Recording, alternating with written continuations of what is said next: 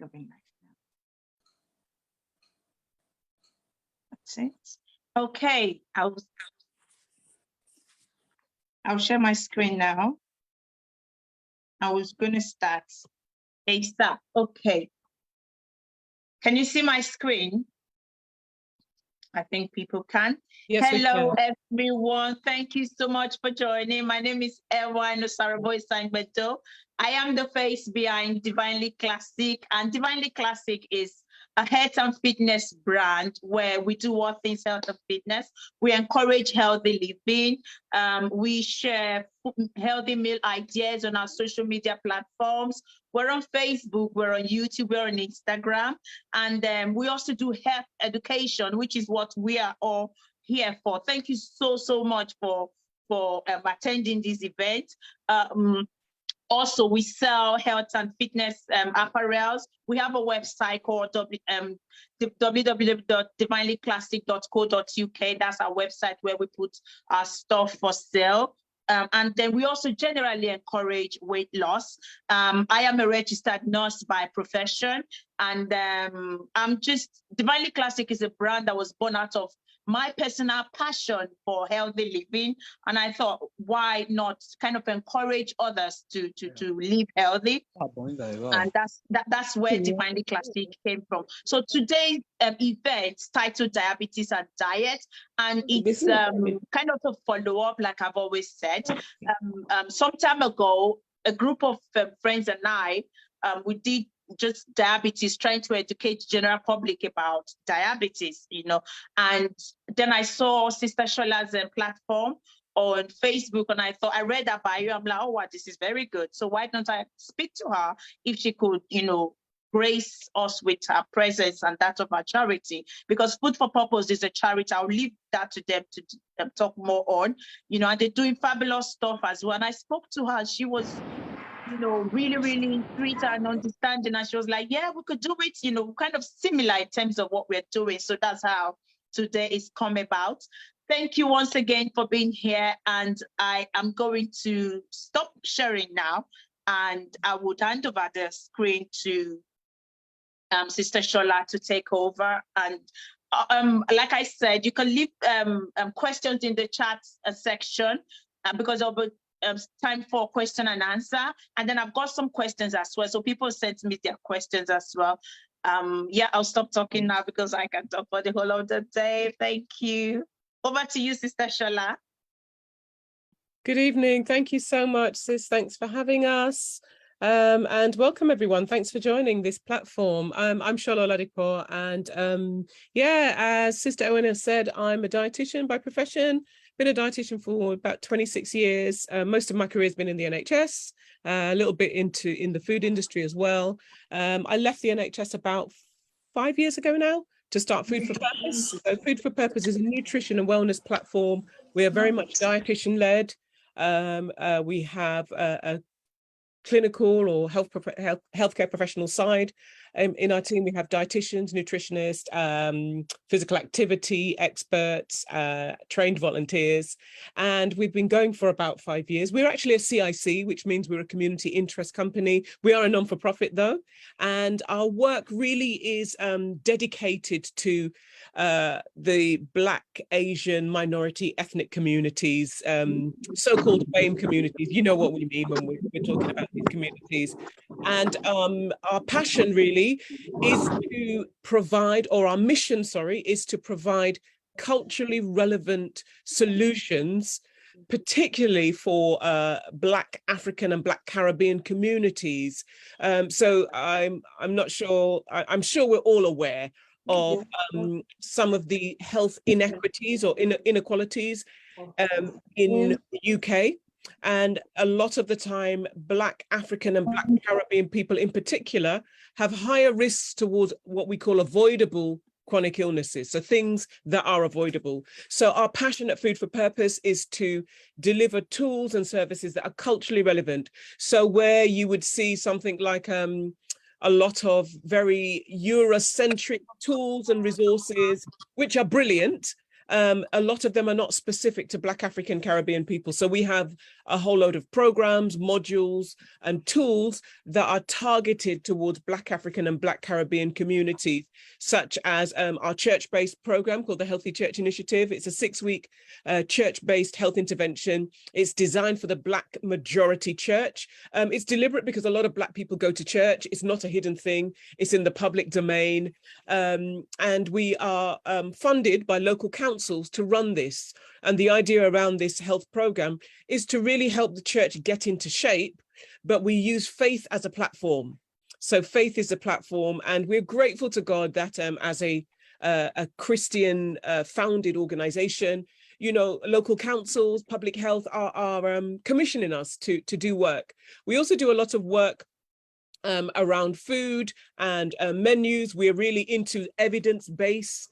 So a lot of our work is around dispelling the myths, trying to put the facts out there. We know that the internet space, as it were, is saturated with information, with influencers, and it's an amazing time for health in terms of, you know, the access to information. But as healthcare professionals, we're also very mindful that there is a lot of information out there that is not evidence-based, and a lot of people are following lots of trends. So one of our mission is to dispel the myths out there, particularly again in the Black African, Black Caribbean community, because we seem to be at the forefront of things like, you know, type 2 diabetes, hypertension, obesity, but also, unfortunately, we're at the forefront of following a lot of advice which is not founded. And therefore, our communities have high levels of morbidity, so illness and mortality. Our people are dying unnecessarily. And so we're really passionate about what we do. We do a lot of analysis of African Caribbean foods, a lot of menu planning. So, you know, working on the ground with people, finding out what they want and finding out what works. So we're really delighted to be here and to partner with the amazing Sister Ewen this evening. It's a delight for us to be with the Divinely Classic team. Tonight, I understand, is all about type 2 diabetes. Something very close to our heart at Food for Purpose. I'm also, I forgot to mention, I'm also a researcher.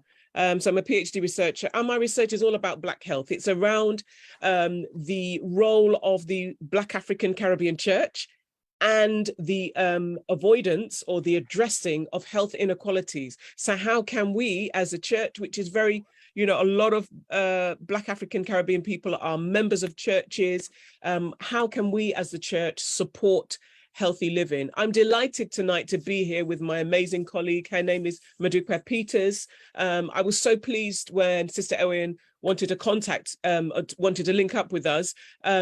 I'm not the diabetes specialist, though. Modupe Peters is. She's absolutely fantastic. I'll let her introduce herself. We will be doing a very short presentation. It's very short. Tonight is just an introduction to hopefully something that will continue, that the Divinely Classic team will be doing this, you know, regularly. So today is just a quick whistle-stop tour. I've got my colleague with me. I'll let her introduce herself, and there will be a short presentation, and there'll be lots of time for interaction and plenty of time for questions. Over to you, the amazing Modupe Peters.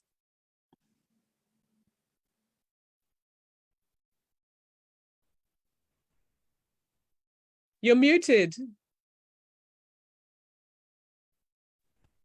Hello, sorry. I'll rewind. Hello, everyone. Good afternoon. My name is Modupe Peters. And yeah, as Shala said, we're healthcare professionals. We're both dietitians. I've been registered dietitians for, gosh, just over 20 years now. And I've been working in the specialist area of diabetes for just over 18 years.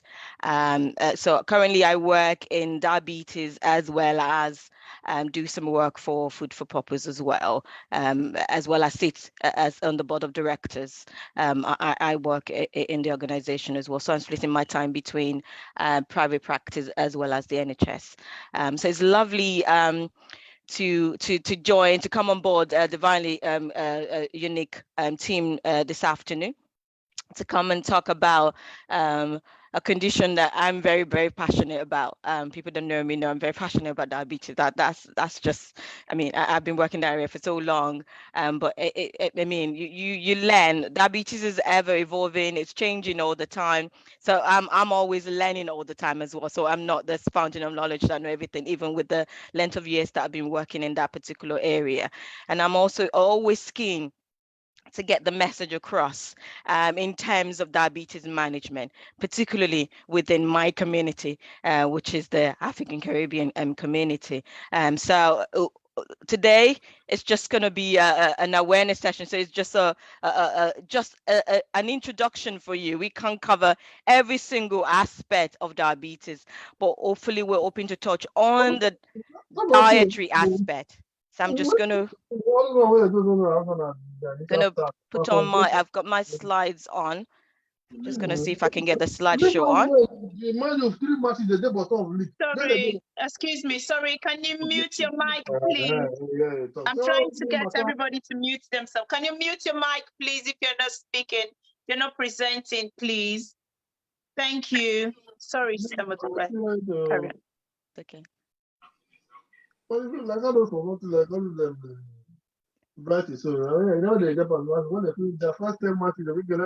there a way we can mute the person? All right, perfect. All right.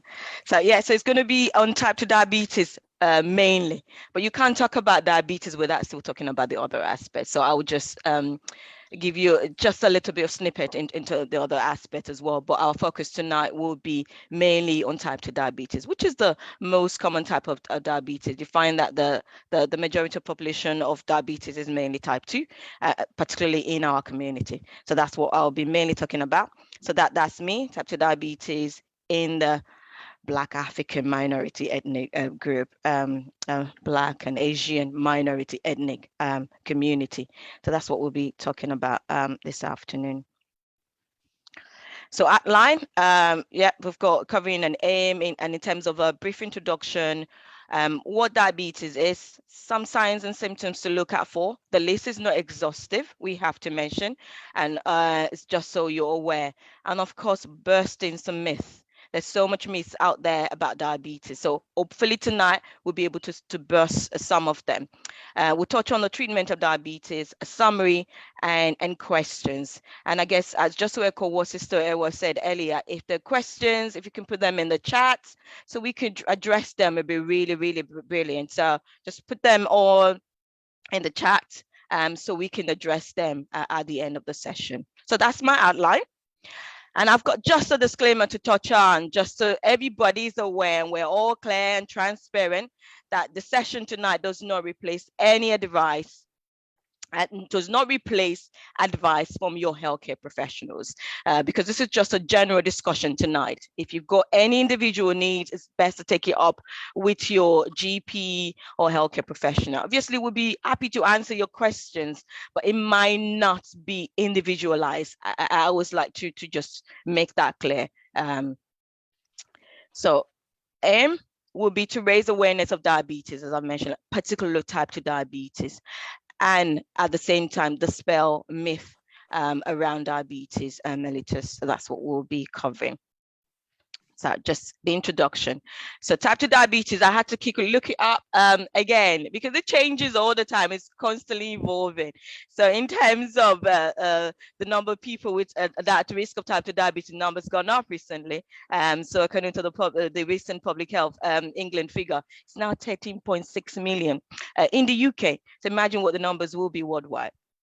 And we know that type 1 diabetes is unpreventable, unlike type 2 diabetes. And we also know that 3 in 5 cases of type 2 diabetes can be prevented or delayed because of its direct link to obesity, particularly around the middle, so central obesity. And we know that over 4.8 million people are estimated to have diabetes here in the UK. And just about 1 million people who have it but have not been diagnosed. So they're not aware that they've got diabetes. So they're just walking around with undiagnosed diabetes. So that's some of the facts and figures, just to put that out there. So what is diabetes? It's a serious lifelong health condition. And there are two main types. As I said, I will just bring up the two key main types. It's the type 1 and type 2. There are other types as well, but those are the key ones, I guess, just for the point of our discussion today. So type 1, we've said, is unpreventable, but type 2 could be delayed or prevented. But they're both serious condition. I've had people that always think, oh, but type 2 is not serious as type 1. I'm like, you can't. they are both as serious. They're both serious condition. And when you look at it in terms of etiology, type 2, so imagine that over nearly 1 million people that have got type 2, but they're undiagnosed, that they're working about with diabetes and they're not aware. So imagine by the time they get diagnosed, and they could have developed some of the complications as well. So how can you then say it's not serious when someone who's walking around with a condition, which they might then develop complications along the line because they didn't know any better. So it's taking it seriously. I guess my message there is they're both as serious, whether it's type 1 or type 2, whether medication or they're not medication or diet treated, they're both serious condition. And we know that it occurs when the amount of glucose in the blood is too high because the body's not able to use that glucose properly. And this is the reason when we talk about our carbohydrate foods, because we've got some aspects we'll touch on food, because when we eat our carbs, they get broken down into glucose in our body.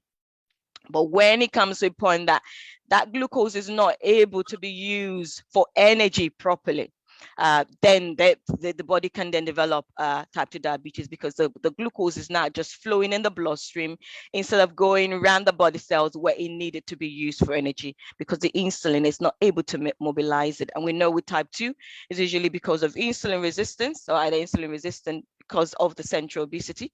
So the body is not able to use that insulin properly. And also because over time, the liver becomes leaky as well. So there's extra glucose coming from the liver, there's element of insulin resistance and a development of type 2 diabetes over time. And research have shown that in terms of the body developing type 2 diabetes, the process could take up to 10 years.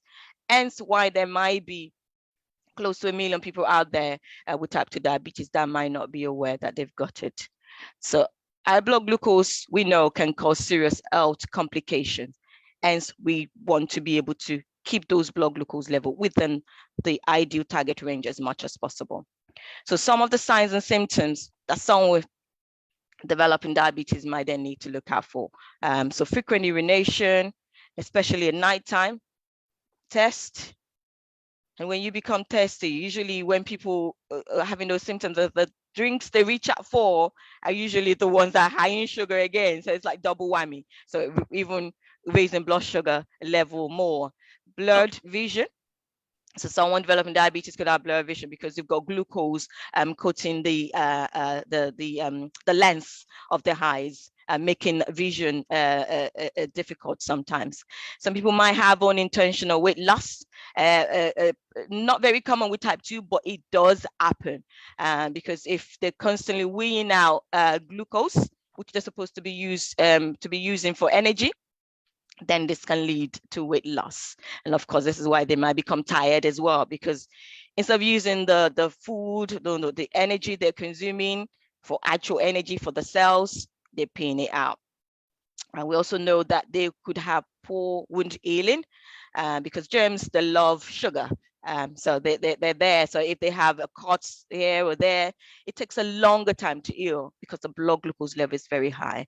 And of course, some would then have itchy genitals as well, or sometimes thrush. Because of course, the environment around that area is very sweet, making it a good environment for germs again. So some of the diabetes risk factors are as follows. So we've got age, ethnic groups. So we know of people from ethnic minority background, be Black, African, Asian, and they're more 3 to 5 times likely to develop type 2 diabetes compared to the white counterpart. So it's just being aware. So age, as we get older, the body changes, and with someone from Black African background, again, the age of in terms of the risk factor is actually lower, because we will say 40 for the general population, and it's 25 for someone from the minority ethnic group. So overweight, like I said earlier, particularly around the middle, is one of the other risk factor. Family history, if there's someone in the family, especially immediate family, mom, dad, brothers, sisters, if they've got diabetes, you're more likely to develop diabetes if you've got all those other risk factors as well.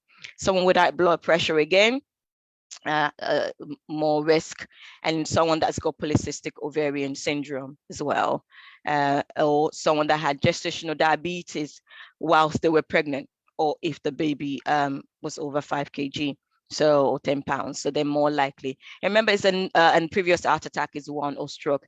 There's a number of risk factors. It doesn't mean just because you've got one doesn't necessarily mean that you would develop diabetes. It's usually a cumulative effect. So, but it's just being aware. Some of those factors on there you can't change. For example, age. You can't change your ethnicity as well. But there's some, you can't change your family history. But the other things that one can change, and this is what we call them. You've got the modifiable factors and the unmodifiable factors. So the ones that we have control over, we would encourage everyone to try and look into that. Is it the weight? Is it what we eat? Is it activity level? Because that we have knock-on effect. So it's looking at things that we can change in terms of those risk factors. But the session tonight, like we said, is just to increase our awareness, so our knowledge base in terms of how we can manage this, or help family members as well to be able to manage it. We also know that people with well-managed diabetes can live long, fulfilling life. Just because someone has been diagnosed with diabetes does not mean it's a life sentence. So that doesn't mean that's the end of the world. But it's just being aware, like we said. Do you know your risk factors? Have you been diagnosed? What sort of treatment plan do you need to be on? Are you keeping to those treatment plans? But if you're not, this can lead to this number of complications. Especially if there's other chronic illnesses on board as well. So those are some of the related risk factors. Kidney damage is a big one in our community. Stroke, because they're all kind of linked to high blood pressure as well. And we know people from Black, African, Caribbean background, we're more sensitive to salt intake, hence affects this. And if there's diabetes thrown into that mix, even the risk of kidney damage or stroke becomes higher as well.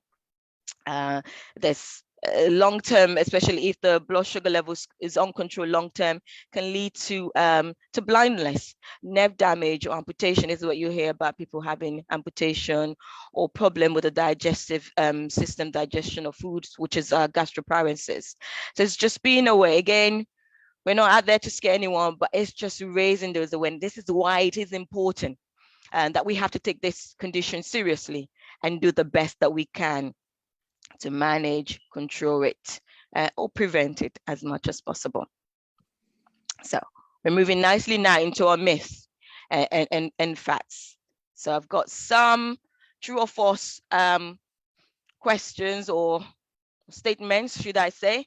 So this is where Shola or Sister Ewa, if you wouldn't mind just having a look at the chat for me. So it'd be useful to get response from people before I give the answers to the statement. So the first one is saying people with diabetes can't eat sugar. Is that true or false? What do we think?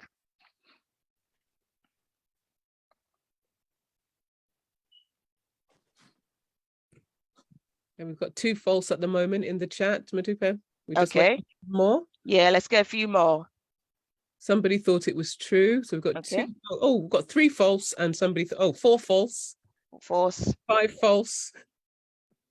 Somebody thought it might be true. So we've got 5 false so far, and somebody thought it was true. Okay. Maybe a couple more. If we can get a couple more, yeah, we'll move to the next one. 5 false. Any more? Okay, I've got 1 more false. 1 more false. I got a couple more. That's perfect. I can see coming up. I mean, I can't read it, but I can see the numbers changing on my screen. So people with diabetes can't eat sugar. The statement said that is false. People with diabetes can eat sugar. But again, it's thinking about the diet as a whole. Obviously, we don't want them adding sugar to things. So say sugar in tea, or having what else? Or sugar on cereal, for example, wouldn't be ideal, but doesn't mean it's a completely no-no. But it's about the overall balance of the meal. So because they could have a small piece of cake, for example, that's got sugar in it, which will be fine as part of a healthy, balanced diet. It's about the total balance of that diet. It's because we know foods that get broken down into sugar in our body, which is glucose, they are our carbohydrates. Is in form of starch or sugars. So it's the rice, the yam, the plantain, the fufu, is it the amala, you name it. They're all carbohydrates in our diet. They get broken down into sugar.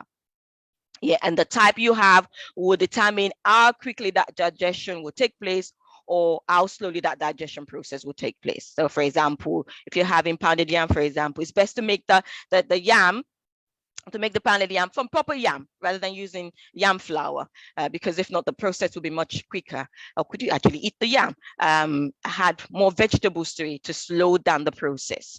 So if you want to have cereal, have high fiber type of cereal, and yeah, try not to add sugar to it would be the best way to go. But yes, they could still have sugar as part of a healthy, balanced diet. It's not just one aspect of the food we're looking at, it's everything. Because healthy, in terms of optimal health, it requires a variety of food choices in our diet. So it's just putting that into perspective, really. So go to the next one. People with diabetes should not eat fruit. Is that true or false? What do we think? Just waiting for you in the chat, guys. Just put it in the chat. And in the chat, guys, you'll see the right answer. So what I'll do is put the right answer into the chat also. Okay, we've got 3 false, 4 false, 5 false, 6 false, 7 false. Okay, so you've got 7 people that say that is false. Oh, that's good. That's good to see that. Yeah. So yeah, they can eat fruits. Obviously, again, balance matters. I don't know if people have heard about the 5 a day message. So 5 a day of fruits and vegetables. So it's at least 5 a day of fruits and vegetables. For people with diabetes, we would say, oh yes, don't make all your 5 to be fruits, but it could be more than 5 of vegetables, for example, because yes, our fruits have got sugar in them. And it's best to eat the fruit as a fruit, whole, rather than juicing it or making into smoothies. So having the fruit, you get the fiber and you get the sugar in it, which is going to be slower digested. Unlike if you juice it, the sugar is readily digested because it's in liquid form. So if it's in a fruit, it's going to be slower absorbed by the body, less spike in blood sugar level. But recommendation would be at least maybe aim for 3 or 4 portions of fruits a day, and different fruits. There's no fruits that you shouldn't really have as someone that's got diabetes. So the more fruits, the variety of fruits, the better. The more variety, the better. And the portion will be about a handful for those that are not aware. So it's about a handful. I always say banana is the exception to that. So be a small banana, the fun size banana, that makes a portion. And your fruits, ideally to spread that nicely throughout the day, spreading that nicely throughout the day, and make sure that there is enough gap in between your consumption of your fruit and other foods that you're eating across the day. So we know, yes, people with diabetes can still enjoy their fruit as part of a healthy, balanced diet. So go to the next one. So this is always an interesting one. I mean, I have to say, in honesty, I haven't had it recently. I think the message is getting across, but yeah, please do tell us your own viewpoint. So what do we think? Is it true or false? Okra is a great cure for diabetes in Black people. What do we think? So what do people think? Again, just put them on the chats. Your thoughts on this.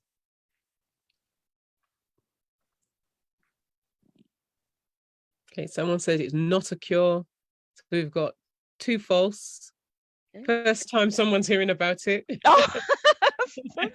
That's why I said it's kind of gone quiet now, so which is someone great. else never heard of it. So we've got 2 false and 2 people have never heard of it. Another false. and another false.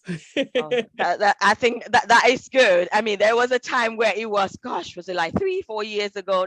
That's why I said not fairly recently. I probably had one patient in clinic probably last year, and nothing so far this year. They had they should, if they soak okra in water and they drink the water, it's really good for curing diabetes. And someone was saying, oh, it would help to bring the blood sugar down, not that it cures. I was like, okay. And there isn't any sort, there's no cure for diabetes. We can treat diabetes really, really well. Really well. Sister Modupe, sorry, can I just say that somebody, Tracy, but when she said, I remember my Asian mom, she's diabetic. She used to say it would help. So obviously that's false now, isn't it? Thank you, Tracy, for that. And thank you, everyone. Thank you for that. There were others. There is oh gosh, it's like trying to remember the name. There's a Karela, which is like the B2God. Yeah, B2God, which helps to lower blood sugar. It can. They do have some they do have a lowering effect on the blood glucose level, but it's the dosage really. So how much do you take? How much should you have? That is what the research hasn't delved deeper into.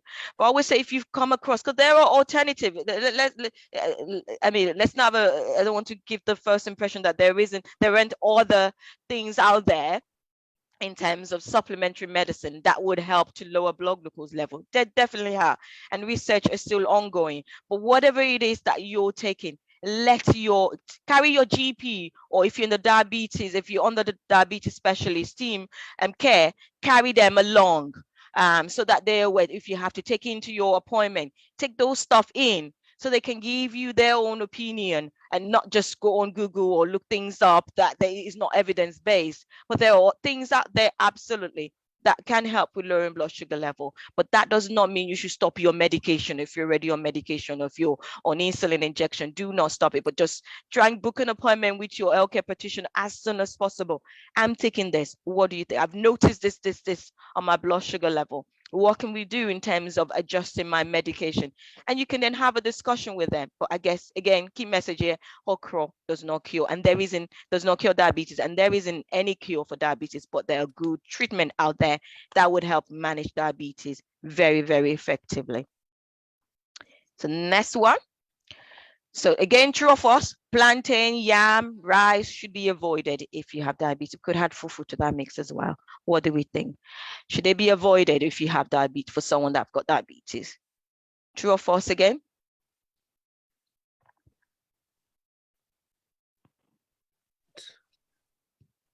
Someone says true. I've got 1 true, 2 false. More false coming up. 4 false so far. 1 true and about 4 false. Someone says in moderation. Yeah. Okay. Again, it should be in moderation, a healthy, balanced diet. I mean, imagine if plantain, yam, and rice are my staple, what am I going to eat? Which is what we tend to find in clinic when I have someone come to see me. My GP told me I could not eat rice. I don't know what to eat anymore. I'm confused. What do I eat? What do I eat? And you're like, yeah, you've got to eat if that is your staple, your plantain, your yam, sweet potato. Absolutely, but in moderation, as someone rightly put on there. We have to think about the balance. Hence, I've got on this slide in terms of some plates, what to aim for on your plate, what to look out for. You need to have variety, because for our body to function well, we need to have variety of foods. It can't just be bread, pasta, or it's just vegetables and water. That's not a complete diet. You need different vitamins and minerals, different protein sources, fat sources for the body to work well. Because let's say, oh yeah, we treat the blood sugar level. Oh, they're very perfect, but you've got deficiency in vitamin D. Your iron level is low. You've got low calcium, and then they're giving you pills to go and start treating that. When you eating a balanced diet would have prevented all of that happening. So yes, you can still enjoy your plantain, your yam, your rice, but think about the portion that you're having. So it's not 5 plantain, or if you're having your rice, try not to have plantain with it. because rice is a source of carbohydrate, plantain is a source of carbohydrate as well. So it shouldn't be a side unless it's a teeny amount of plantain that you want to add to that rice. And then think about the portion that goes on your plate. And so yam again, not a whole tuber of yam in a sitting. Could you do 2 or 3 slices as a serving? Have more vegetables with that starchy carbohydrate, is a yam or rice or plantain or sweet potato in this instance. Make sure the balance is right as much as possible, but we'll talk about the plate portion shortly. So thinking about treatment, I guess this is where, which I've kind of touched on, what we're dealing with, the truth and force and statements. Diet and exercise is the key, it's the cornerstone of diabetes management. And so when you look at it, the diet needs to be healthy, balanced, and it needs to go along with the exercise. Make sure you, even if it's just starting gradually first, start something off, don't just sit down, make sure you're moving around. It's very important, because exercise actually open up the cells, muscle cells, so that it uses glucose much efficiently. So moving around, of course, the more you do, it helps to manage the weight as well, but you then have to probably take it up a notch. But making sure that we're moving, whatever it is that we're doing. Yeah, recommendation is 150 minutes of physical activity a week, and that's moderate intensity. But it's whatever you can do, even a starting of 10 minutes makes a difference. And then the diet, make sure is balanced. So medication, including insulin. This is something that we see a lot in diabetes practice, especially when it comes to going on insulin, because unfortunately the nature of diabetes is one that with time, we might then need to change the medication. It might start off with diet and exercise. They might then start off on medication, usually maybe with metformin or glycoside. And then with time, especially if with the duration of the diabetes, might then need to go on insulin. But I am not taking insulin, no insulin, no insulin. And then you have to then explain, for you to control that blood sugar level, insulin might be needed. It's not because you haven't done what you're supposed to have done in terms of your diet and exercise. No, I'm going to go away and do more with my diet. And sometimes when you've done the best you can, unfortunately, the pancreas is not able to produce insulin like it was. And this is for people with type 2, let's be clear, because people with type 2, they would still be producing insulin. So it's just that at that point in time, maybe they've had diabetes now, maybe it's the 10th year or 11th year, that function, the islet cells of the pancreas is not producing enough to help to bring that blood sugar level within the good range that it needs to be. Hence, to then need to review the medication and feel, oh, you going on insulin might have been be of benefit in that sense. So it's just getting the message out there that yes, you going on insulin does not make you a failure, and you not injecting it properly is not the right thing to do. So take your medication properly. If it's a tablet or insulin, take it or administer that insulin as you've been instructed to. Still keeping to the diet and exercise aspect of the management of your diabetes. All very, very important. So thinking about what the healthy plate looks like. This is where I said, we've got, I'll touch on that later on. So for those that need to lose weight, the aim would be for half of the plate, to be vegetables or salad. And then the remaining half of the plate was splitting between our protein foods and our starchy carbohydrate. Is it rice? Is it pasta? Is it yam? Is it pounded yam, amala? You name it, whatever it is. In terms of your starchy carbohydrates, but the bulk of the plate should be vegetables or salad. That would be what you're aiming for that healthy, in terms of that healthy balance, and that I've been talking about since we started. So that's the aim. And for those that weight might not necessarily be a challenge, it could be then 1/3 of the 3 main food groups will be what you need to aim for. So 1/3 of the plate for the rice or yam or plantain, 1/3 of the plate for the vegetables or salad, and the remaining 1/3 of the plate for the protein. So the chicken or fish will be what you then to aim for in there, but making sure that the protein is as lean as possible. So that will help with the balance. So chicken, removing the skin, try not to fry. Could you use things like hair fryer or put in the oven? Might be a better choice. And just to emphasize as well, there's nothing wrong with African Caribbean foods. In this instance, I've got Gary, which is eba here. With ewedu, obviously, we haven't had the stew. She still had your stew, but you just be careful with the amount of oil you're using in cooking. And of course, your source of protein. In this instance, we've got the fish. So yes, our food is okay. There's nothing wrong with the yam or the plantain. The problem is the portion we're having of them. So it's thinking about what serving are you putting on your plate? Is your plate full of that rice? Is your plate full of that pounded yam? Then maybe it's just to reconsider. Think about what you're putting on your plate. What does the serving looks like? So it's more about the portion. But variety, like they say, is the spice of life. You want to have variety. So go for it.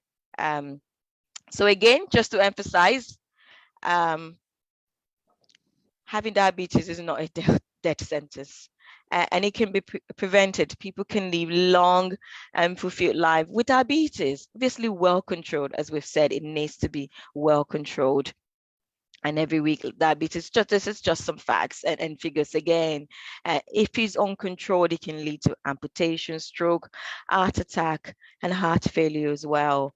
And I think Shola was saying when she did an introduction at the start, people are dying prematurely it's saying every week here, but when you total the number will be every year,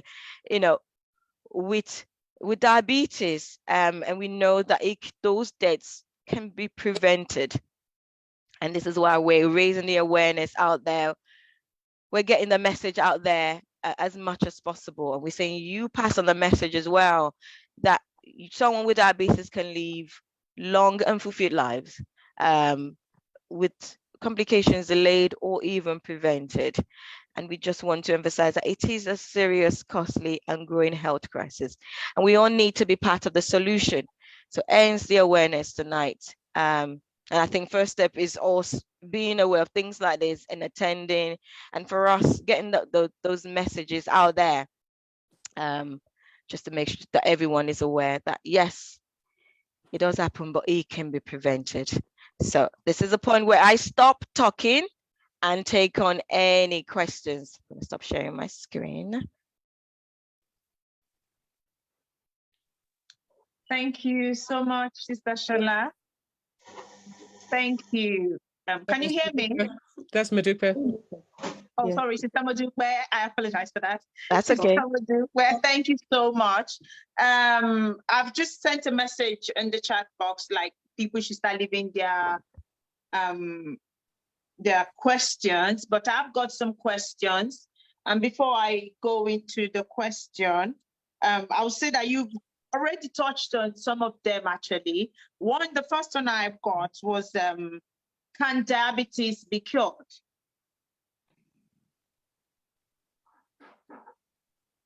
Yeah, as I mentioned, it can be cured, but we can put diabetes in remission. I don't know if people have read about it, remission. And I know there's been some misinformation out there about it being a reversal. Is a remission, not reversal. It was interesting. I did a Desmond. This is a group education for people with diabetes yesterday, and there was a lady in the group, and that was one of our questions. Well, oh, but I thought it was a reversal, and we had to then give an illustration, like in terms of remission. What they did was the research. They get people to lose weight, again, particularly around the middle, because what we know is when you carry more weight around the middle, there's fat covering the liver as well as the pancreas, and pancreas is the organ that releases insulin into our body. When that is coated with fat, the function of that pancreas in terms of its production of insulin is much reduced. But when you lose weight, the function goes up. It's able to produce insulin much better than it was doing previously when there was quite a lot of weight around the middle. So hence we say remission. But imagine if that person that lost that over 2.5 stone, they gained the weight back on, we're back to square one. So we haven't cured the diabetes, then we can't then say that we've cured it, because as soon as they gain the weight back on, we're back to square one again. So blood sugar will be all over the place, sky high, or even worse than before. And as we're saying, is in remission. We can put in remission, and it's usually within the first 5 years of diagnosis that you get the best result with the remission process. And usually people go on a very low calorie diet to lose that weight quite rapidly, so they can then put their diabetes. And we've had people where they would discontinue their medication, or even insulin, We've had people, insulin being discontinued or medication being stopped as well. So it can be cured, but we can put diabetes in remission if it's within the first 5 years of diagnosis. Thank you very much. So we've got some questions in the chat section, and I'll quickly answer Anne-Marie. Oh, thank you, Sister Shola. You seem to be answering that as well. But then she said that wasn't the original question. The question is why diabetes is more prevalent in the BAME community, as we call it. I think it's more because of the way we carry fat. So when you look at it, you've got the apple shape and the pear shape. So many people, especially the weight around the middle and where the fat is stored. So those are some of the reason. One of my colleagues always give this analogy. So if you think, when you look back, especially Black or Caribbean people, when you look at, you go back and looking at our ancestry line, and if you look at the way during starvation period, I mean, we've had 2 periods of famines, and remember genes is years when you look at it. If that period of starvation, the body then makes sure it uses the stores more efficiently. But when the period of plenty, which is where we're at now, especially when you move into developed Western worlds, as it's called, the way we eat, we carry fat, especially the visceral fat. So what they've shown is, because it's not, and this is why there's emphasis on not so much people carrying weight, is where they are carrying that weight, particularly the fat. Where are they carrying the fat? It's not just about someone being overweight. And research have shown that Black African Caribbean people is more of the way they carry the fat. So they're more, in terms of insulin resistance, is more prevalent in that population group. And if there's insulin resistance, they're more likely along the line to develop type 2 diabetes. And that's one of the key reasons. So it's the genetic side of things. Yeah.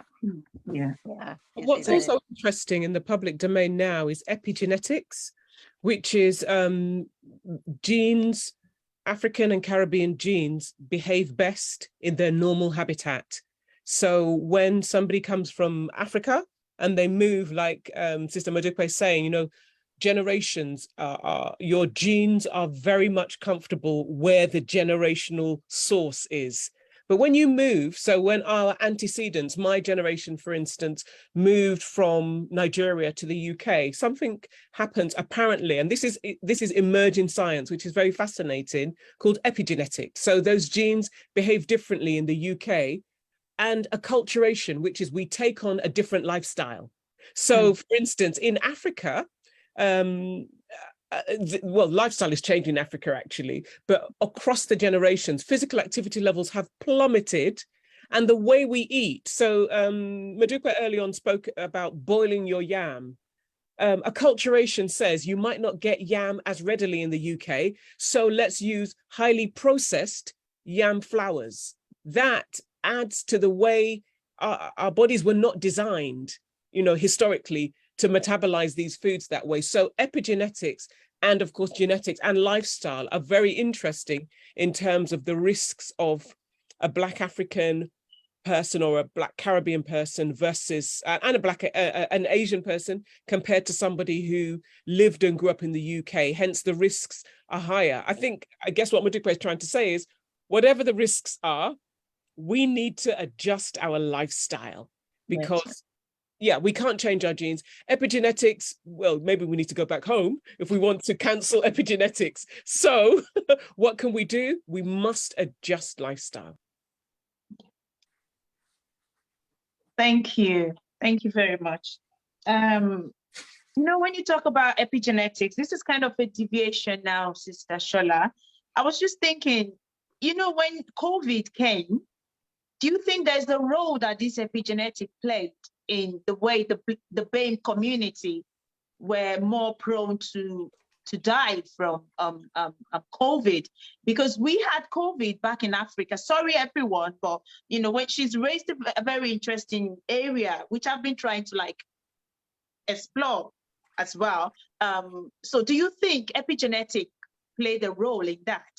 Yeah, I think as a researcher, that those are the juicy topics we want to tackle. And I think you're 100% correct. So in terms of social distancing, not just if we look at the Africa and the Caribbean, did you notice how the figures were horrendously low for COVID contraction? Of course, we did have deaths, but we expected that Africa, particularly in the Caribbean, there'd be a total carnage in terms of, mortality. But interestingly not. And I think for me, that is a very interesting example of African genes in Africa, not as susceptible, because there were susceptibilities in Africa, but not as susceptible to African genes in the UK. That is clearly a good argument over a nice cup of tea and a slice of low sugar cake for epigenetics. And so genes behave differently depending on where they are. But yes, absolutely. But this is not to say that in Africa and the Caribbean we should be too comfortable. COVID is still around, but you raise a very interesting point. Thank you very much. So we'll move on now. We've got lots of questions actually. I'll go to the next question. It says, should I begin to worry if I crave fizzy drinks more than proper food? If yes, how do I cope the craving? I think the question would be, why are you craving? Sorry, I think I need to put my mic back on.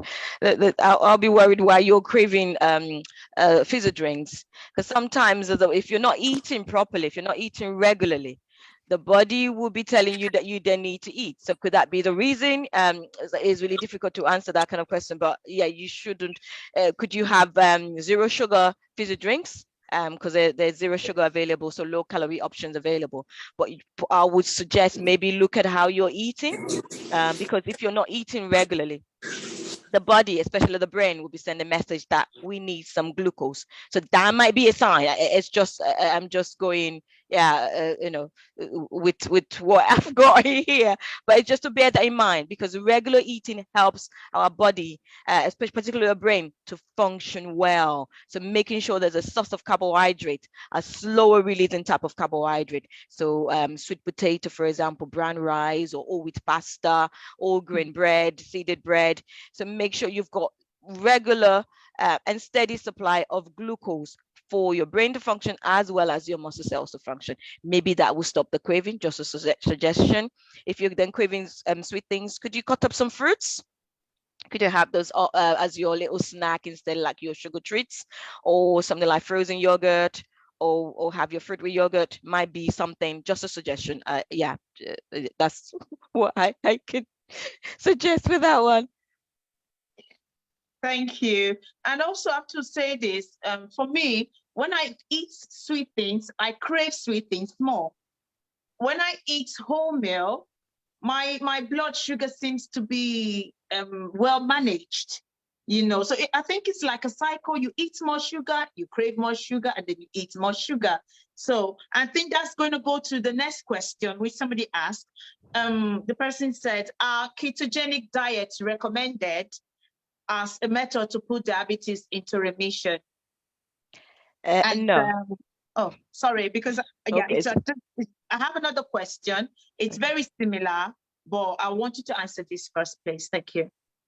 All right. Yeah. In terms of ketogenic diet, no, it is not one that was used in the research, and we wouldn't then recommend it generally. Yeah, you can go on a low carb diet and not strictly a ketogenic diet, because ketogenic diet can be quite high in protein.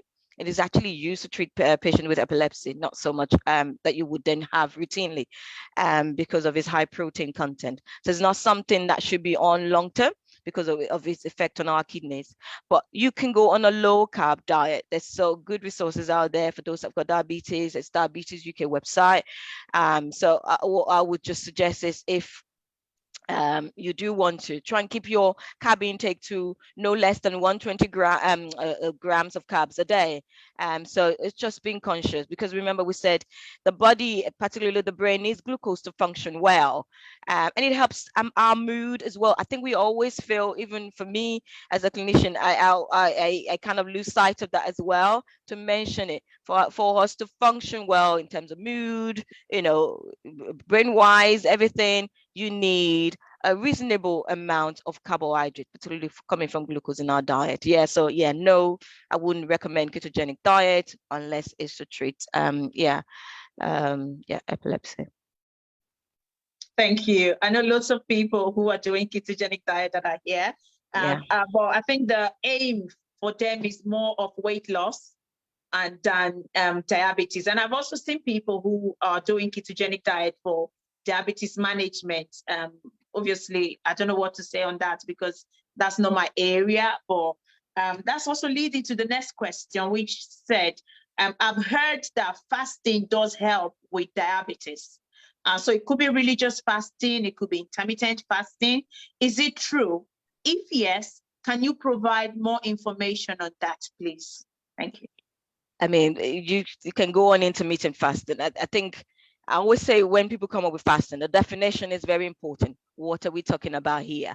If it's intermittent fasting, yes, we've got research that it does work, but there are a number of ways. There's no one way that one can manage the diabetes, but whatever way that you're doing it, you want to be healthy. It's not about a quick fix.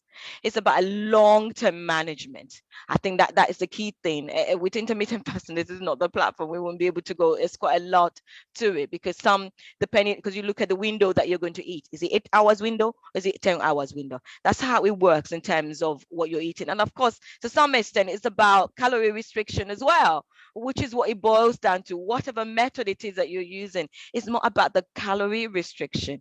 So if you're doing 5-2, for example, you have 5 day, is it? No, let me get that right. Yeah, 5 days of fasting and 2 days where you then eat. So it's thinking, and within that is, when you look at it, the 7 days, there is some element of restriction there, because if you're not restricting your food intake to some extent, however you look at it, there will be no deficit, hence there will be no weight loss anywhere. And balancing it with activity, it should be, and this is why going on a quick fix is not the best long term. It's thinking, because everyone is different. You start a fad 2 weeks, or if you're lucky, maybe a month down the line, that's it, you've packed it in, oh, I can't do this anymore. And then you don't see in terms of the benefits as well. And it might have done some damage as well, but because it's not noticeable, you haven't seen it at that point in time, doesn't mean it hasn't had a negative effect on your overall health. And this is why however you look at it, we still come back and say, whatever it is you're doing, make sure it's balanced. Could you ask for a referral from your GP to a healthcare practitioner out? That would help to support whatever change that you're making. But it should be about lifestyle change rather than a quick fix, because like we said, it's a lifelong health condition with diabetes, or even weight management. It's lifelong. We need to manage our weight lifelong. It's not just about, because we go through different cycles. I can see lots of women in this group. We have 2 stages of in terms of our cycle. You have so many phases. Same with men of life as well. And you would have weight challenges along the way. So it's managing it with a healthy lifestyle. And when you learn good practice, you're more likely to keep to it. Yeah. Thank you. Go on. Yeah, another question says, she said, thanks so much for this lecture. Please, can you throw small light on infant diabetes? I guess that is type 1. I think which is why with this session, that's why I said you can never talk about diabetes in isolation. You can talk about type 1 and type 2. But remember, our emphasis today has been on type 2. But I'll just touch briefly on type 1. We won't call it infant because we do have older people over the age of 40 with type 1 diabetes as well. So it's not just infant and diabetes or juvenile diabetes, some would call it as. That's just not true to the definition. So it's type 1 or type 2 diabetes. Those are the 2 main types of diabetes out there. And type 1, yes, is usually in younger people. So generally under the age of 40 or just over 6 months old baby. You don't get newly born with type 1. They would have been, around for a few months before they could then develop it. We don't know exactly what causes type 1, but we know it's more because of the damage to the islet cells of the pancreas. So the body attacking itself, so killing off the cells, the insulin producing cells of the pancreas. Hence, the person needs insulin straight away for them to live. Because when we eat carbohydrates, it's a bread, potato, rice, sweet potato, it gets broken down into glucose. We then need insulin to move that glucose from the blood cells to where is needed around the body. If there's no insulin, blood sugar just go high and high, damage other cells, and the person can die. Hence, those people need insulin straight away to be able to manage that condition. Like I said, exactly what causes it. It could be a number of reasons, but it's usually, some people might be from viral infection. The pancreas cells dies off, insulin producing cells of the pancreas dies off, and they would then need insulin. But it doesn't necessarily have to be young people. We've had people in clinic. There was a lady over 50-year-old diagnosed with type 1, and there are all the variation as well. There's the ladder as well, or the MODY, which are genetically linked as well. So we have all the derivative of type 1 as well. And we have younger people developing type 2 diabetes as well. I know I said earlier the average age is 25, but we've got 16-year-olds now with type 2 diabetes, more because of obesity. So yeah, it's getting the definition. It's very important. So it'll be type 1 rather than I guess infant or juvenile diabetes. Thank you. We have a lot of questions. I hope we're able to go through all of them. Another person said, if type 2 diabetes is irreversible, is pre-diabetes also irreversible? No, I think we can say type 2, pre-diabetes can be reversible. So this is where screening is very good. With screening in the UK now, the pick up pre-diabetes quite good. Remember when we're talking about the facts and figures earlier, and I mentioned that someone, there were nearly 1 million people walking around with type 2 diabetes that are not diagnosed with it. That is the period where it's creeping slowly, and then it becomes a problem. So it might be the 10-year mark or 1-year mark. But screening is so good now in the UK that they will pick it up quite quick before they reach the cutoff, which is 48 millimole per mole for HbA1c, a diagnosis of someone with type 2 diabetes. But someone with 47, for example, or 46 millimole per mole, it's pre-diabetes. But if you look at it, it's very close, but there's still pre-diabetes. So we can reverse that number. I think this is where I can use the word reverse rather than measure. We can reverse those numbers. This is where lifestyle change comes in. Diet, exercise, so they lose some weight, they'll bring that number really down.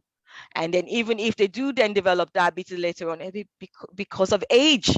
Because remember, age is one of the risk factor, not because they carry a lot of weight around the middle, and that is the reason then they then go and develop type 2 diabetes. But we can say to some extent, yeah, it is reversible with pre-diabetes, but you then gotta be with a lifestyle change. It's quite important to make that lifestyle, and that's the key to that, to us saying it is reversible.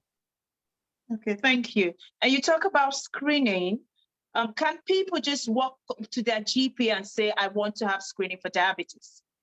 I guess the age is important, but if you can justify, say for example, if for someone from Black African, you're over the age of 25, you're a Black, you've got a family history of diabetes, yes, I would say yes, absolutely. You can go in for a screening. You've got high risk factor. But what I would also suggest, again, there's an excellent risk score on Diabetes UK website. So they could use the risk score first, and then they have something. You know how GP can be very funny.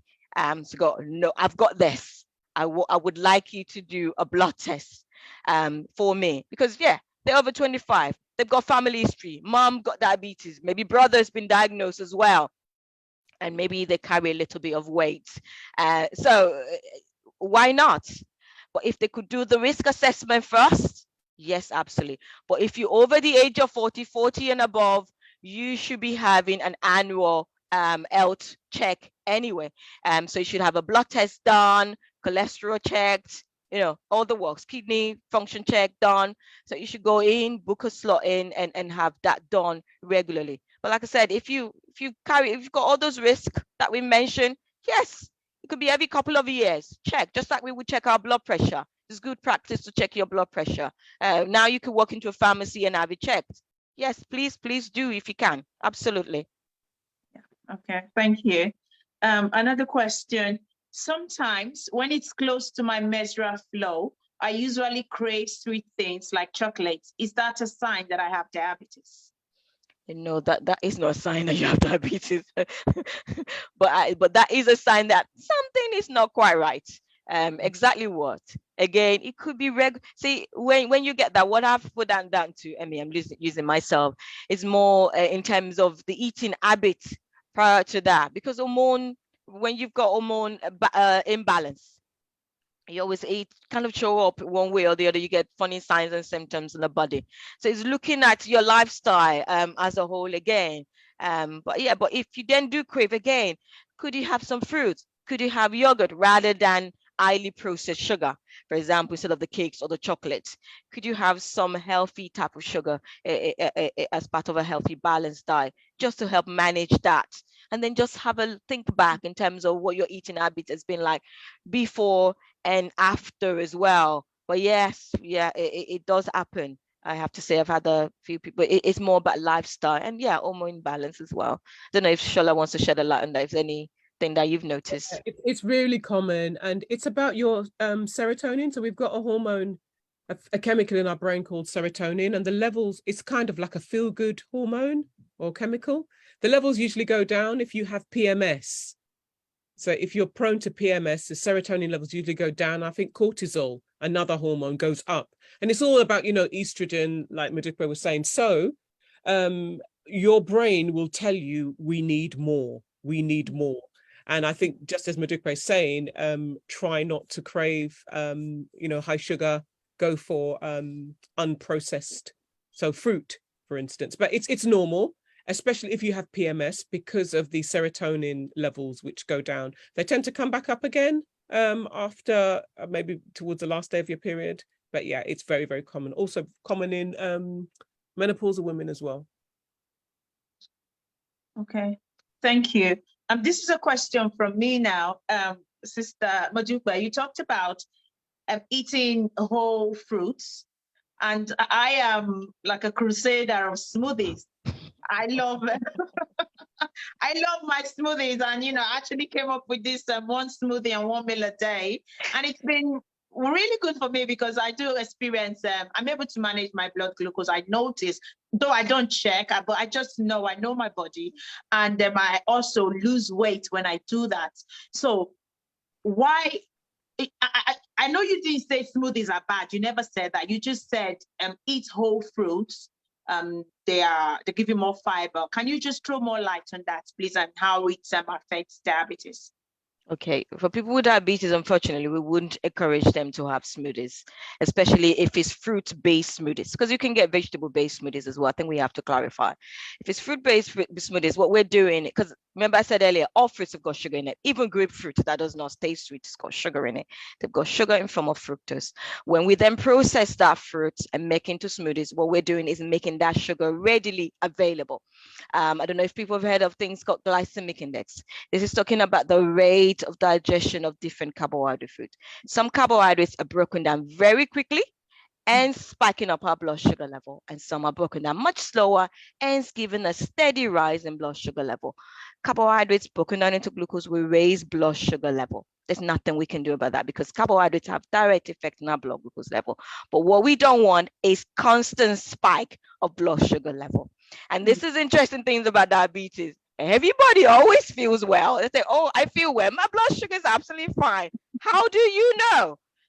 You can only speak for yourself. Oh, I feel well. Why don't we do a finger prick and see how well you feel?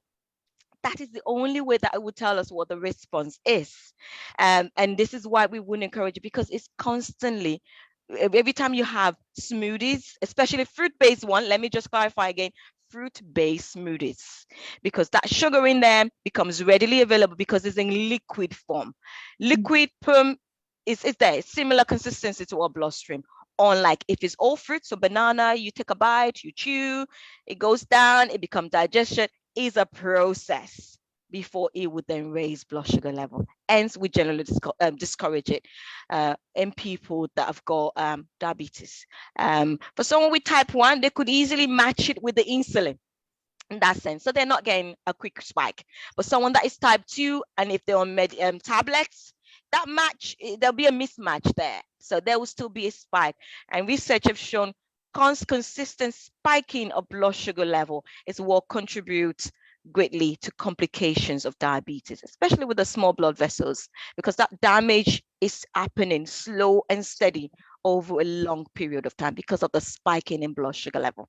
Hence, we would discourage it. But smoothies, vegetable base, do you want to add some raspberries or blueberries or blackberries to that to sweeten it? Yes, of course. Just a small portion, probably most 10 grams. It's not a problem. It's when it's 50 grams, 60 grams, sometimes even 100 grams of carbs in liquid form, having it in, under an hour, then there is a problem. Hope that makes sense. Yes, it does. I do a lot of baby spinach and lettuce and all that in my smoothie, but I think I have to reduce the fruits now because I still love smoothie. I love my smoothie. It's a good source of fiber, especially if you smoothie everything, you get your fiber in. But it's the fruit aspect then we then need to kind of think about and balance that out as much as possible. Yeah. Thank you. I think you've actually touched on the next question. Just 2 more questions. This one and the one more. I don't know if there's another. Okay, somebody's put in the group anyway. But the question is, how are slow release food? You talked about glycemic index. I suppose you've answered that. So how do they help in the management of diabetes? You did answer that. I don't know if you just want to quickly retouch on that. Yeah, I guess I could reiterate. Yeah, it's more about the slow, because if the lower glycemic index foods are broken down much slower. So all grain bread, all wheat pasta, are fruits. If they're all fruits and vegetables, they're generally low GI. Sweet potato, brown rice, or wild rice, they're broken down much slower. So the digestion process take a slightly longer process. Hence, effect on blood sugar is much steadier, unlike if it was white bread or something like Rice Krispies or Cocoa Pops, that much IGI that raises blood sugar level quite rapidly. So the slower broken down, and it's a mixture of food. So there's no point just having the brown rice with your chicken stew. Can you add some vegetables with it as well? That would even help the balance. I think I can take a glance of a question there. It helps the balance. So you have your protein there. You have your starchy carbs, the all grain or all wheat or brown, high fiber ones, as well as your vegetable or salad. So the balance, the whole mixture of that food makes the digestion process goes nice and steady. And there'll be no spike in blood sugar level, basically. It'll be nice and steady. And that is better. And this is a long-term process. It should be long-term, ongoing. Work on it as best as possible, just to help to keep that blood sugar nice and steady. Yeah, thank you. Another question, it says, does eating protein with glucose high food block some of the absorption rates, e.g. smoothies? I don't understand. I'm trying to understand that as well and let the person if you can unmute yourself, can you just speak? So probably when you say it, we'll understand better. So please, Mel, if you could unmute your mic and just ask the question.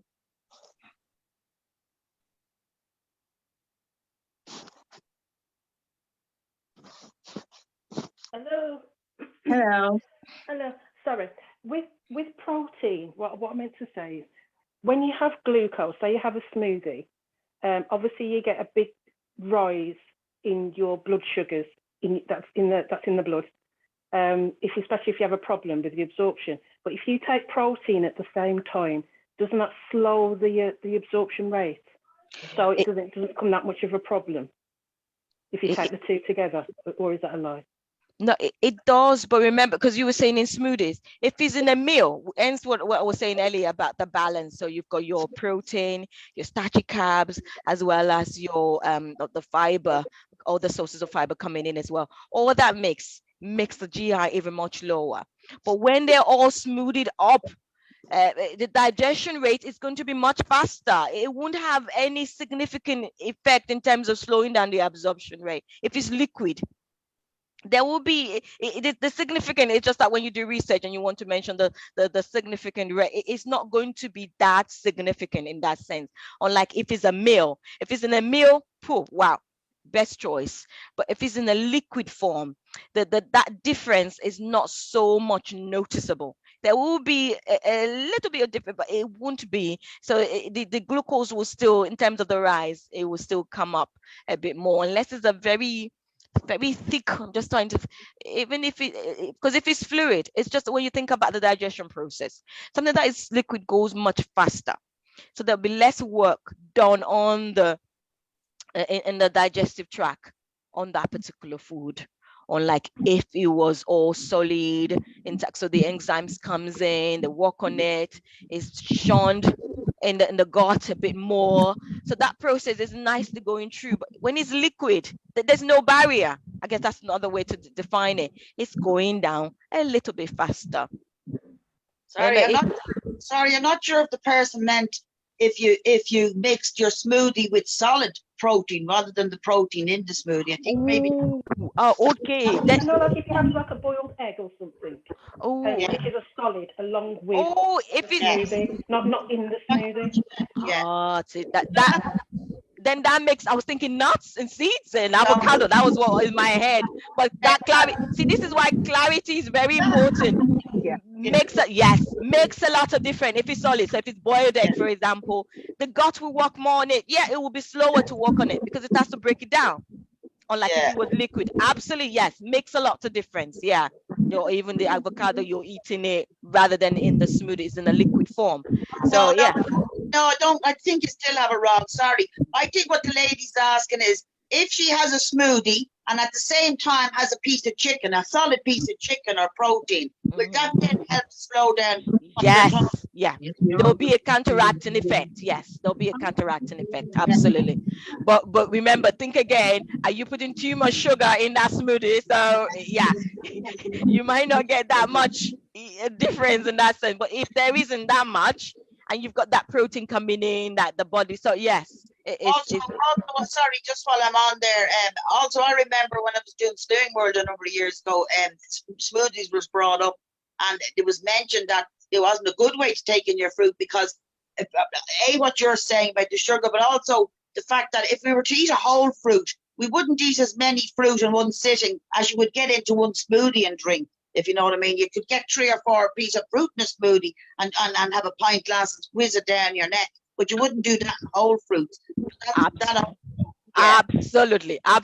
Remember, we're saying the portion. Thank you so much for throwing that in. Absolutely. Can I come to that, please? This is an argument now. That's very interesting. Thank you, Anne-Marie. But however, for me, why I do it is it actually gives me an opportunity to have my 5 a day in a go. So I try to have more vegetables, which is not always true all the time. Can check on start out in close then? Sorry. I think someone needs to be muted. Yeah, I was just saying something else. So what I do, for me, I try to have 5, 6 portions. So about 2 portions are my vegetables, and then I have my avocado, and sometimes I use peanut butter. I always have the protein on the side, protein and fat. Sometimes I use almond nut butter or just almond nuts, and I blend just to make it richer, creamier, and I tend to feel fuller. So that's what I thought Mel was talking about when she was asking about the protein. But you did say it's better to just eat the avocado on the side, maybe have your smoothie if you want to. But going back to Anne-Marie's contribution. Sorry, Barbara, can you mute your mic? I'll just mute.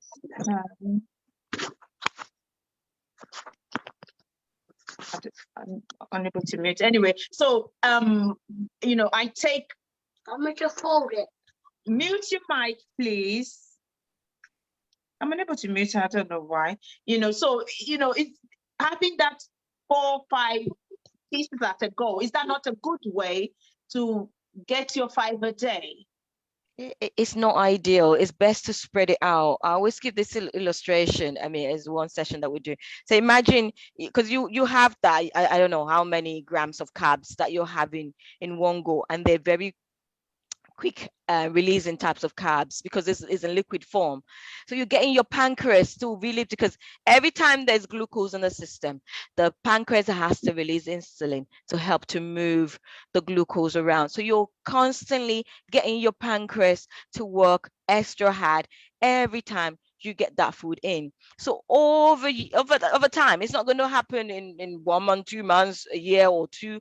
So you're over exerting your pancreas to keep releasing insulin, and research is showing that over exertion is not good for your pancreas as well. You don't need to get your 5 or 6 portion in one go. It's safer and better for your body to spread it out, and it's better for your blood sugar control as well when it's spread out rather than getting a rush, because every time you get a rush, the rush must come down, then the body will look for another fix to keep constantly getting your glucose up. We want it to be nice and steady, and it's better for your body for it to be nice and steady for your overall health, because it's about the balance. It's not just about one quick thing. It's about getting that balance right over a long period of time. Anne-Marie, No, we can still have the vegetable smoothies. We can still have the green smoothies and sweeten it up just with a handful of berries or raspberries, and we can still have our smoothies, but I think it's just making sure we've got the right type of smoothies. Yeah, because they're good. They're good. Something really quick. Sorry, I'm going to be going now. Actually, I've got to go. Right. My last question is: we spoke about fasting as well, and you're saying obviously you need to talk to your healthcare professional. It's going to be according to everybody individually. But do you know when you have your fast in between? And doesn't your body then kind of latch on to that glucose and use that store then? Yeah, that's when the body uses the stores, because it has to fight. And this is where the liver stores come in, and it uses the stores during the period of fasting. So so this is where, again, depending what type of fasting are we talking about? Is it one that you fast and you break the fast at 6 o'clock, or are we talking about intermittent fasting again? So where you're still eating, but you're just having a particular window. So you only eat between 10 and 5 o'clock, nothing outside of that. So intermittent fasting. Or is it 8-hour window? You only eat within 8-hour window, because that's what intermittent fasting is about. There must be a period of time that you eat. Outside of those periods, you do not eat. So it helps to kind of limit the calorie intake a little bit. Or if it's fasting, like it is sometimes in my community, there's a spiritual element to it as well. We would fast, and they'll be like sometimes over 18 hours without any food. Those are the kind of ones, especially for someone that's a medication, that you then need to have a discussion with your healthcare professional, because if your medication, they need to find, is there an alternative, especially for someone with diabetes. There's no alternative to insulin. So we wouldn't encourage someone that has an insulin to fast. Really, ideally, you shouldn't be. But if it's other type of fasting, whatever it is that you're doing, discuss. Do you want to get a referral to the dietitian, so you can then work the plan out to suit you. But those are the but it does, during those periods, like you rightly said, the stores, especially when the calorie intake is restricted, the energy is coming from the liver stores, and that's where the source of energy is coming from. Hence the breakdowns that happen, and you find that people start losing weight because the body is now tapping into its own stores. But it has to be, there's some food coming in. Hence why those ones are more effective, because there's some food coming in. But when you find people starving, it takes a while to lose weight, because when you then eat, the body's holding on to the food because it's worried now. What's happening? This person is not eating. So it's trying to hold on to more stores rather than letting go. It's holding on to the food. Hence, when you're doing intermittent fasting, you're still eating, but we've restricted the calorie intake. So any extra that the body needs gets from the stores, from your liver stores or any other fat stores in the body. It would then start gradually using it up and the weight start shifting. I think Shola's put her hands up as well. Yeah, so no, you've answered that question perfectly. That's your domain. I just wanted to, sorry everyone, I'm just coming back to smoothies. I just forgot to as we were talking about it, just to remind everyone that once we release fruit sugar from its protective skins or whatever, and we pulp it down, it no longer behaves like fruit sugar. It actually behaves like a refined carbohydrate. And therefore, I just wanted to remind us that refined carbohydrates in the blood sugar are constantly, when Dupe was talking about spiking, also can raise your blood triglycerides, your blood fats, which if you have diabetes will also put you at a risk of heart problems and insulin resistance, actually. So it's really important that, you know, fruit sugars are great. They behave best in their skin. Release them. They behave like, you know, table sugar, and they will have an effect on your blood fats. Thank you. Thank you, Shola. Thank you. Somebody's put a hand. Oh, Sister Modupe. Thank you, Omar. Thank you very much. You've all been very helpful. Oh, thank you so much for that. Yeah, the session is going on for really, really longer than expected. I've got just one last question, please. And it says, does too much sugar lead to people wearing glasses? I think no is the straightforward answer to that. No, it's not too much sugar that leads to that. It's age could be a factor to people wearing glasses. So the high, yeah, it's aging. the retina and the lens, so it needs to be fixed. But yes, we do know that uncontrolled blood glucose level, so uncontrolled diabetes, can lead to retinopathy, which is blindness. But that is not about wearing glasses. Is someone's gone blind. But before that happens, hence people with diabetes, they invite them for retinal screening every year. So they need to go for the retinal screening so that if there's any damage to the back of the eyes, it can be picked up in time. And it might not need for them to wear glasses. It's more about laser treatment to the blood vessels that is damaged. So things like cataract or glaucoma could be reason why people might need to wear glasses, or poor vision. So it's a long-sightedness or short-sightedness, not diabetes or high blood sugar level that makes people wear glasses. Yeah, I think I can say for my one. Yeah, it's age. My one is age and looking at screen, constantly looking at computer screen. That's why I'm using glasses. Okay. Oh, thank you so much. We said 1 hour and now it's gone over and over and over.